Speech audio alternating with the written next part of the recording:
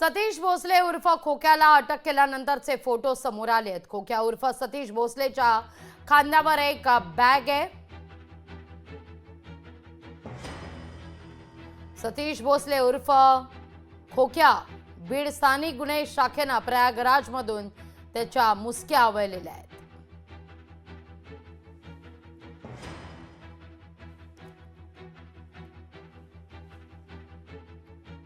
ही exclusive दृश्य लोकशाही मराठीवर आपण पाहतोय।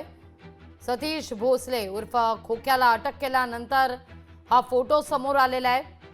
खोक्याच्या खांद्यावर एक बॅग असल्याचा पाहायला मिळत आहे। आकाशी आणि पांढऱ्या रंगाचा चट्टे असलेला हा शर्ट या ठिकाणी खोक्यानं परिधान केला आहे।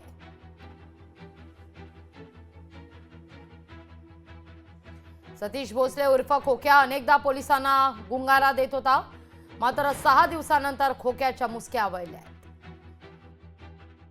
सतीश भोसले जिस दिन से हमने क्राइम रजिस्टर किया था उस दिन से वो फरार था। उसके पीछे हमारी पुलिस उसकी हर एक लोकेशन हर एक उसके मूवमेंट पे हम पीछा कर रहे थे।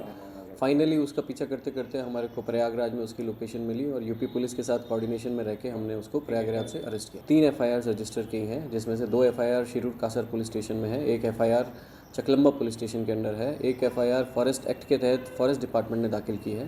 तो उसको अरेस्ट करने के बाद इन सभी इन्वेस्टिगेशंस में उसको लिया जाएगा। बीड में उसे कब लाया जाएगा? बीड में अभी ट्रांजिट रिमांड की प्रोसीजर लेके कल या फिर परसों तक बीड में ला लिया जाएगा। आनंद आहे। खोके भेटले की खोक्यामागचे बोके कोण आहेत ते पण शोधावेत आणि इकडे जे बाकाचा आकाश शोधला तसा खोक्याचा बोक्या शोधावा, म्हणजे आनंद होईल। ते सगळं कुठून आणलेत पैसे, बंडल कुठून येतात, सोन्याचा खजाना कुठून येतो, कोणाचा आशीर्वाद आहे, सगळं शोधण्याची आवश्यकता आहे। शोधलं पाहिजे। लोकशाही मराठी ऐका, पहा, जागरूक रहा।